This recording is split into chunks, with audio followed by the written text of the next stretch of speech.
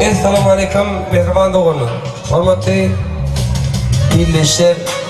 Daha bugün bir tavtavadır etrafımızın adı bir ovası, Hüseyin'alı ovamızı teylenyen, hormatlanyan adı bir maşalamızı.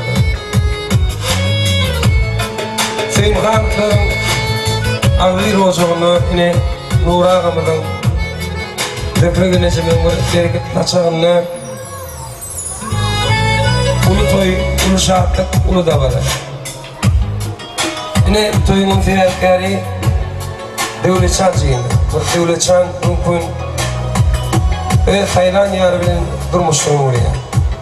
Ana Hüseyin Khan'lar Nura ağamı, Zefre Güneşi'ni, Mehri cihini, Oğuz Khancan cihini mümkün bir maşalanıda tüleyen toyları tüytürükten topurumun adından Devletçan'ın tutuyan durmuşluğunu Ekri Sumut Saattan'ın adından